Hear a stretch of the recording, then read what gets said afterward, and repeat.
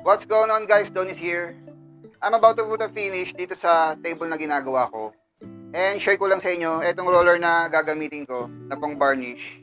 Na magandang alternative kung wala kayong compressor spray na gagamitin.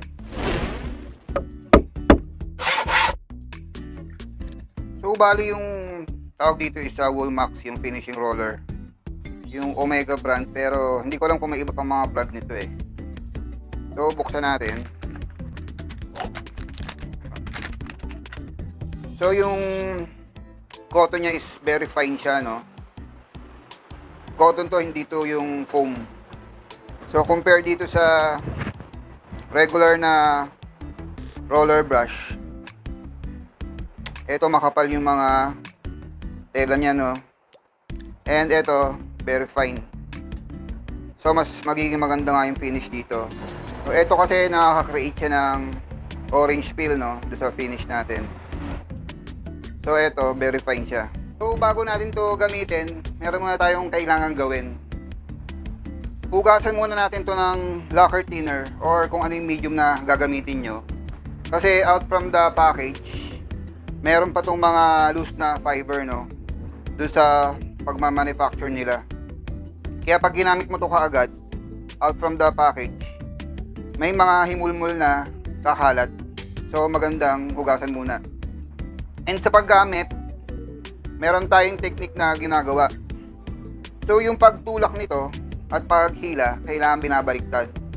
For example, itong pagtulak ko, pag binalik ko siya, kailangan ibabaliktad para maging isa lang yung hawi ng fiber. Kasi pag tinulak ko to at hinila ko nang nakaganito pa rin, no, maiiba na yung ikot niya.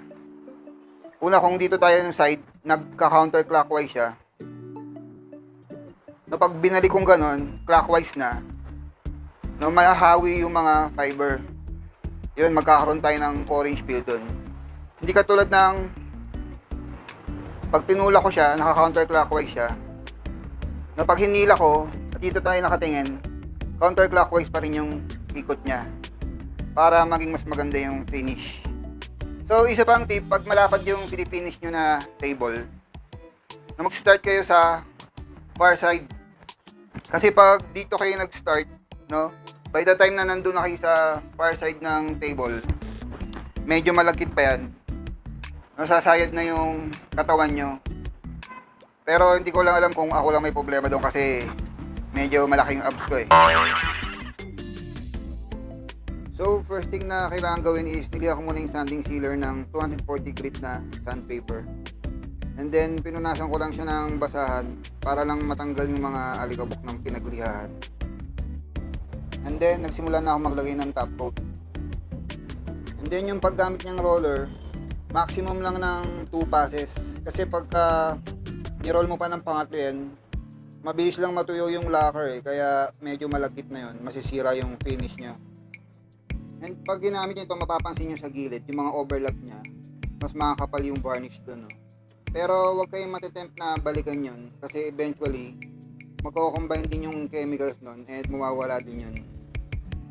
So, niliha ko ulit siya bago ko lagyan ng second coat. And then nung third coat, hindi ko na siya niliha. Kasi ang lacquer type na finish naman is nagke-chemically bond na dun sa previous na nilagay mo. Kaya magiging maganda na rin yung kapit niya. Unless na may gusto kang tanggalin na gas-gas. Kaya pwede mo naman lihahin. So yan yung itsura niya nung sanding sealer pa lang bago natin lagyan ng top coat. Makintab pa siya. Pero ngayon naging matte finish na siya.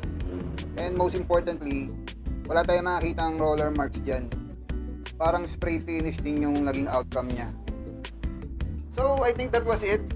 Sa start ng video, no, mapapansin nyo kanina na iba yung reflection ko dito. Pero kung gusto nyo yung ganun, okay na rin yun, matibay na rin yun. Pero for this project, gusto ko, ganito lang yung finish niya.